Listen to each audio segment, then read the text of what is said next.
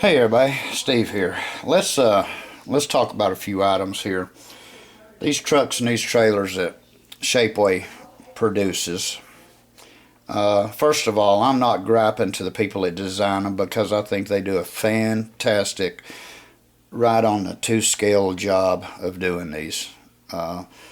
Great job, guys. Great job. My problem is with the manufacturer of the 3D printers. First of all, I think they could do a lot better. I've seen some 3D work that makes this look terrible. And they need to fine tune the machines, I would say. Or either that or get their people that inspects them to do a little better job. But for anywhere from $10 to $40 for a single vehicle, yeah, if it's highly detailed and fantastic, yeah, I would give it. But when it comes in the shape that these things come in, I've just about spent my last dollar on them. Maybe it's time they went hungry. But let me zoom down and show you exactly what I'm talking about here. All right, let's see. Right here. Can you see the rough texture on these cotton picking things? Too far again, huh? As usual. Okay, let me. Okay, look at the side of this Peterbilt.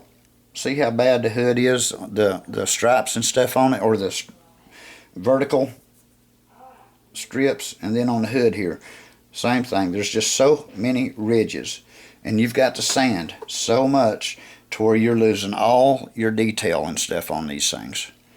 I mean, it's just, we're having to work too hard for the price we give on these things. All right, let's see if I can back out now. Okay. So here's what I have learned. This is the way I used to do them.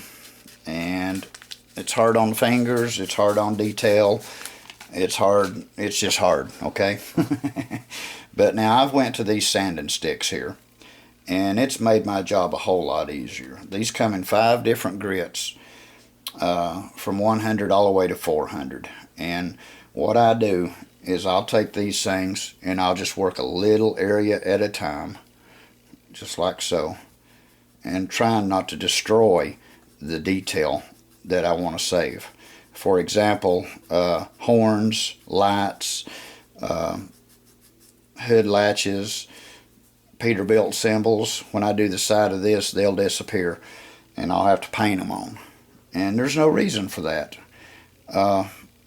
These models are very delicate, should I say.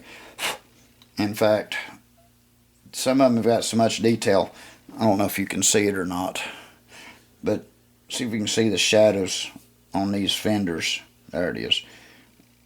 You can see the clear spots right up in here and here. Well, they were just about detached. It was hanging on by a thread when I got them. Quality control guy should have caught that and rebuilt them. I mean, there's no sense in paying $25 for something that's that delicate and already falling apart. You have to put a lot of work into them, a lot of time. You can detail one out in an hour to 2 hours to 3 hours. I put as much as 3 hours into some of them. This blue one here I did last night. I put 2 hours into it trying to detail it out. But they need to get on the ball. I mean, I'm tired of spending hard-earned money for this, for it to look like crap. Okay, here's another problem. Warpage. This thing here droops in the middle. Let's see if I can hold it. And there ain't no reason that it should droop in the middle. I've tried re-soaking it. I have tried soaking it in the Best Time solution, which is the best thing to use for thinning these things down.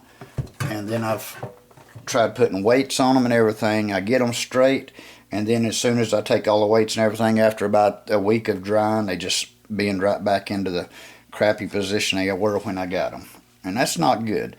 This here is another guy's products, and it was real bad warped all the way down through here. But the way you get that warp out is pop these daggone center braces out. This is the chip wagon. Take them center braces out and 90% of this thing will straighten up for you. Then just design you a floor to put in there and put you a load in there. Now, this is a very good example of how bad the texture is on these things. If you can see it, And when you paint it, it's worse than that. And a decal will not stick to that texture no matter what you do. So I've trimmed one of these little things down to go in between these vertical bars. I need to trim it a little more. But you just have to sit here and work it and work it and work it until you get it smooth. If you ain't careful, you'll go through the plastic to the other side. But as you can see how that works.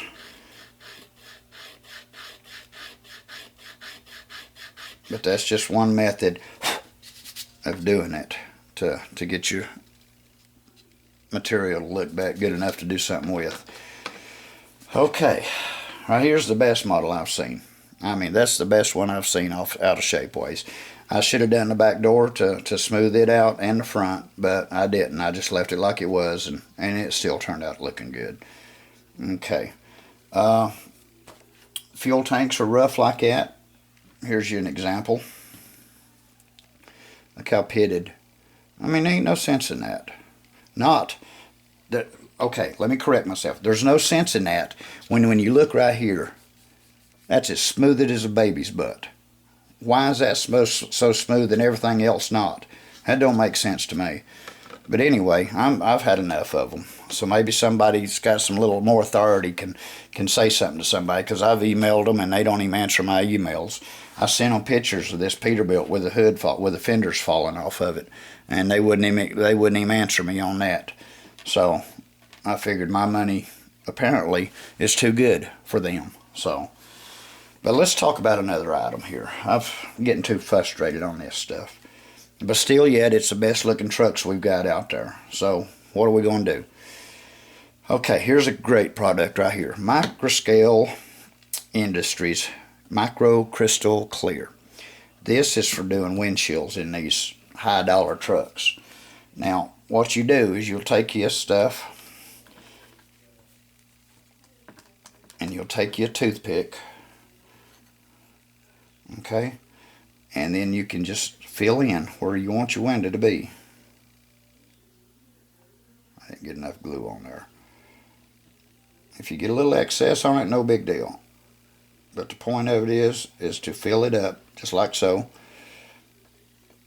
Wipe off excess.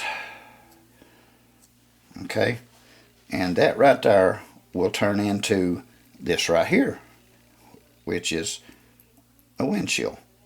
And this is still soft, but as you can see, it does dry crystal clear.